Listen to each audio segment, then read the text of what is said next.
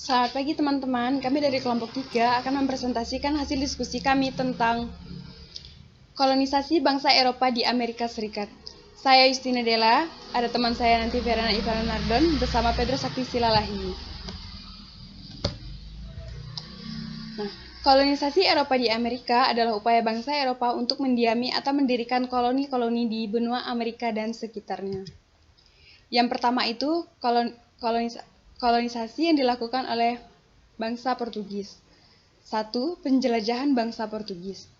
Eksplorasi yang sistematis terhadap dunia baru, Amerika, dilakukan oleh bangsa Portugis yang dipimpin oleh Pangeran Henry. Pangeran Henry berambisi untuk mengembangkan kejayaan Portugal dengan kekayaan alam yang dimiliki Amerika. Pada 22 April 1500, Pedro Alvarez Cabral melakukan ekspedisi ke Brasil dan berhasil merintis kekuasaan Portugis atas wilayah Amerika Selatan. Tahun 1526, Diego Gracias mendarat di sebuah tempat yang pada saat ini lebih dikenal sebagai Santa Catarina, yang berada di Amerika juga. Pada tahun 1530, terjadi kolonisasi besar-besaran di Amerika. Yang kedua, kolonisasi bangsa Portugis. Kolonisasi ini diakibatkan Pedro Alvarez Cabral yang menemukan pantai Brazil. Kekuasaan bangsa Portugal atas Amerika Selatan. Karena Pedro Alvarez Cabral tadi menemukan pantai Brazil, maka mereka mendirikan perdagangan di daerah Brazil tersebut. Yang ketiga, pelabuhan-pelabuhan penting dikuasai oleh para pedagang Portugis. Karena mereka sudah memiliki kekuasaan di Brazil tadi, jadi para penguasa-penguasa itu mendapatkan kekuasaan di Brazil, sehingga para perdagangan di Brazil dikuasai oleh bangsa Portugis. Yang keempat, adanya perjanjian Tordesillas antara Portugis dan Spanyol. Akibat perjanjian Tordesillas tersebut, maka bangsa Spanyol dan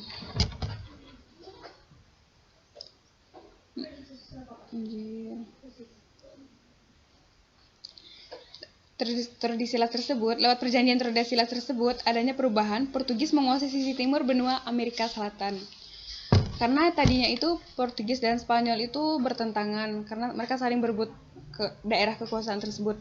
Maka dari itu dibuatlah perjanjian Tordesillas yang mengakibatkan Portugis menguasai benua Amerika bagian selatan. Yang ketiga itu faktor-faktor pendorong kolonisasi Portugis terhadap Brazil.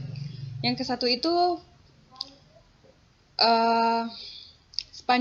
Portugis menyadari bahwa keuntungan perdagangan di India sudah tidak memadai untuk menanggung biaya kerajaan yang relatif boros. Karena waktu itu perdagangan di India tidak terlalu berjalan dengan baik, maka mereka itu mencari alternatif lain untuk menanggung biaya kerajaan yang sangat boros.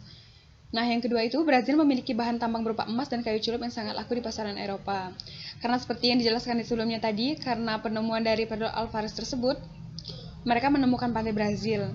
Nah, ternyata di Brazil tersebut itu memiliki tambang berupa emas dan kayu celup yang sangat laku di pasaran Eropa.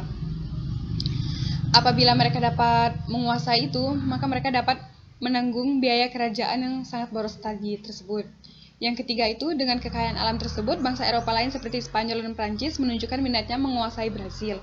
Untuk itu, Portugis secepatnya mengikat Brazil sebagai miliknya. Karena negara Eropa lainnya berbondong-bondong untuk datang ke Brazil untuk mengambil sumber daya alam yang ada di Brazil, maka dari itu Portugis dengan segera dan cepat mengambil tindakan agar Brazil dapat dimiliki olehnya. Nah, materi yang selanjutnya tentang Spanyol itu akan dijelaskan oleh teman saya, Verena Ivana Nardon.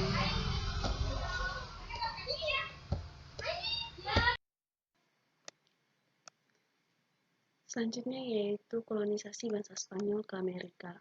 Yang pertama dimulai dengan pelayaran Christopher Columbus dari tahun 1451 sampai 1506.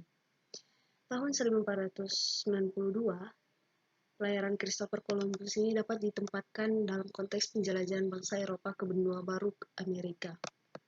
Antara tahun 1492 sampai 1502, Columbus melakukan 4 kali pelayaran ke Amerika dan menemukan kepulauan Karibia. Sampai dia mati, pulau-pulau yang didaratinya dan ditemuinya yaitu Haiti, Dominika, Puerto Rico, Jamaika, Kuba, dan Honduras. Melalui rintisannya, Spanyol memperoleh pengetahuan mengenai benua baru Amerika yang kemudian dijadikan sebagai wilayah koloni Spanyol. Kemudian Raja Spanyol Ferdinand dan Ratu Isabella akhirnya mensponsori penjelajahan berikutnya ke Amerika untuk menghadapi dominasi bangsa Portugis yang telah melakukan penjelajahan dunia. Tindakan Raja Spanyol itu menimbulkan protes Spanyol yang menganggapnya telah mengancam kepentingan Portugal di Amerika.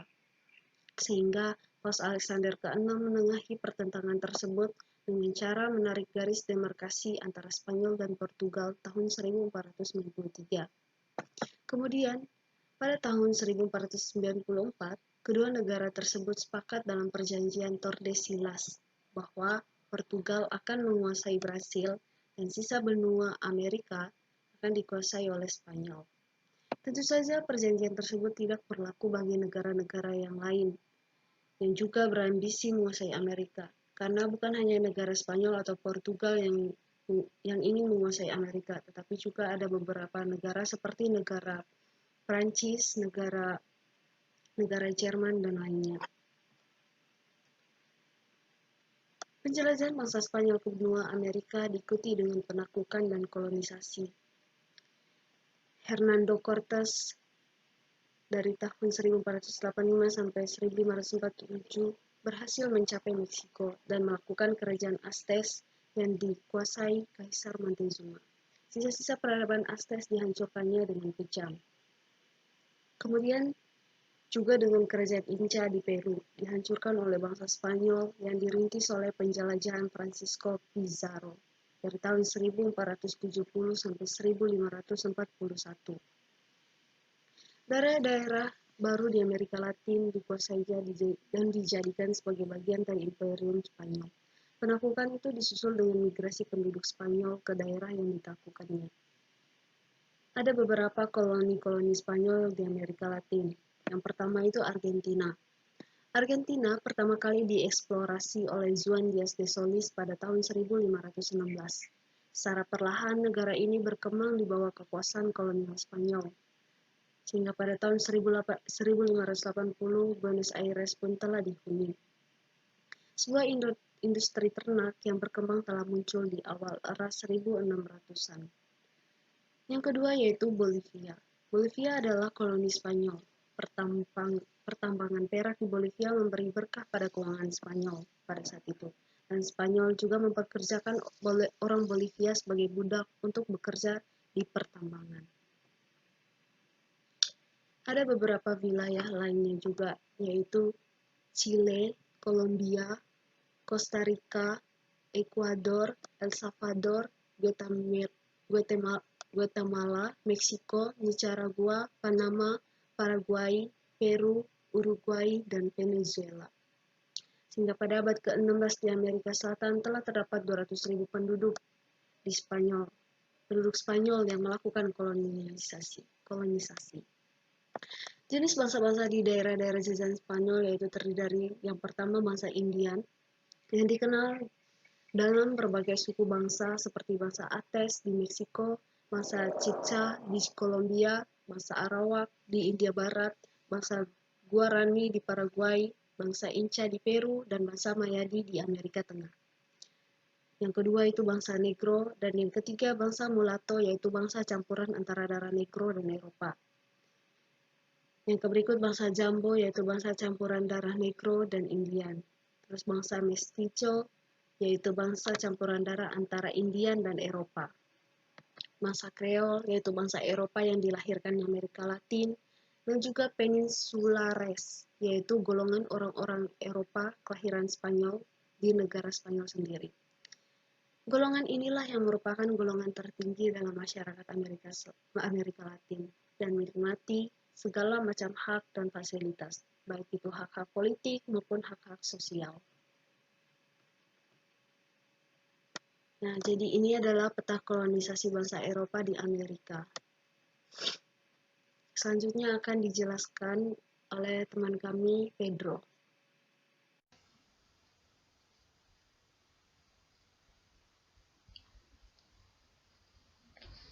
Baik, di sini saya akan membahas mengenai kolonisasi Jerman di Amerika.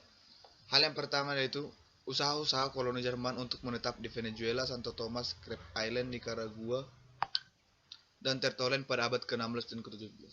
Namun, usaha-usaha mereka ini gagal karena beberapa hal. Yang pertama itu adalah karena kolonisi Jerman banyak yang meninggal akibat penyakit tropis atau serangan dari penduduk-penduduk asli di sana.